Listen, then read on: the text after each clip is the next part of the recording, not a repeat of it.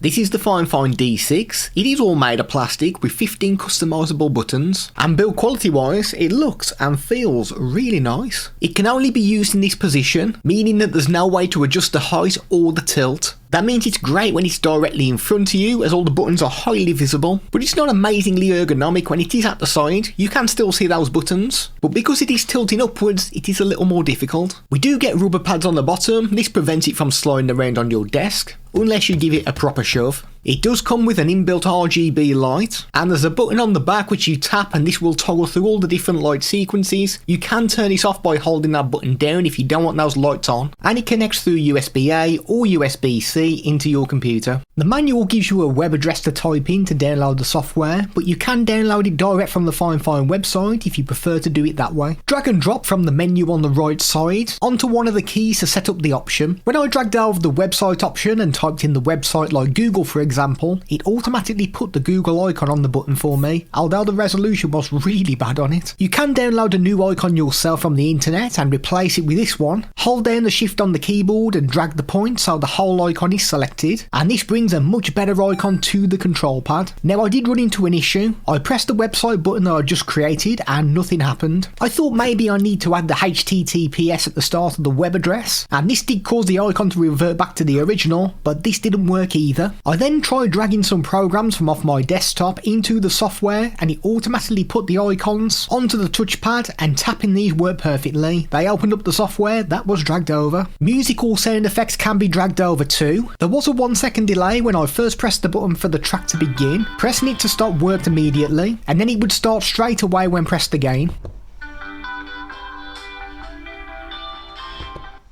Now it does look as though you don't get many options with this, but there is a section where you can add additional plugins. This is available on the top left, and if you are familiar with the Streamdeck then you will recognise a lot of these plugins. You don't get anywhere near the amount that you get on the Elgato marketplace, but there are still some pretty useful ones in here. Just find the one you want, click on install, and then drag it over from the menu on the right hand side and you are good to go. We do get an icon section, but there's hardly anything available in here, so hopefully more will be on the way in the future. The tutorial section looked really useful, as it will give you pretty much all the help you need if you are struggling with this, but I did try double clicking on them, nothing happened. I thought maybe I need to drag and drop it over onto the pad, and this didn't do anything either, so unfortunately you will have to go to the Fifine website to get this information. When initially dragging an OBS option over, it wanted to know things like the server IP, and clicking on connect just would not work, and this can be really confusing if you are not very technical. But what you need to do here is load up your OBS, click on Tools at the top of the screen,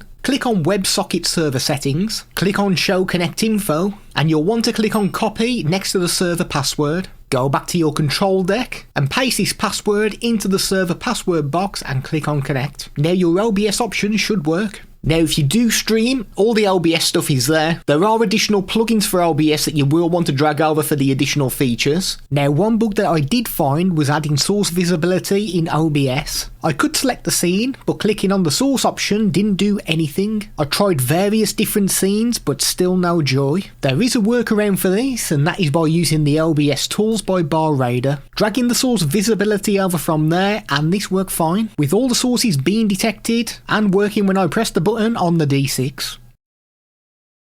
If you use Stream Elements, that is there. If you use Streamlabs, there's no support for this at the time of this video. If you're concerned that 15 buttons may not be enough for you, then you can drag over the folder option, which allows you to put buttons inside folders, and you can even put folders inside folders. One of the plugins you may find really useful is the Operation Flow. This is basically a multi-action button. The only problem is that I've been playing around with this and I just can't seem to get it to work. I've tried dropping multiple apps in there, doesn't seem to work. I've added delays, that hasn't worked either. I even tried using it on my OBS, and again it just wouldn't work for me. There's also a plugin where you can monitor the internals of your PC, whether it's checking the temperatures or the usage of your CPU and GPU, and it does all this in real time. Tapping on one of these buttons will open up your task manager. Hardware wise, the D6 is really nice. Software wise, it's quite buggy. If you are coming from a Stream Deck, or you've got experience of using one going to the D6, then you might be a little bit disappointed with the lack of plugins available at the moment. If Fifine do keep up support for this and they keep bringing out new plugins, it's a really good piece of kit. One thing you can do on the Stream Deck is animated buttons. Unfortunately, you can't on the D6 at this time, but you can personalise it by adding your own image when it first boots up.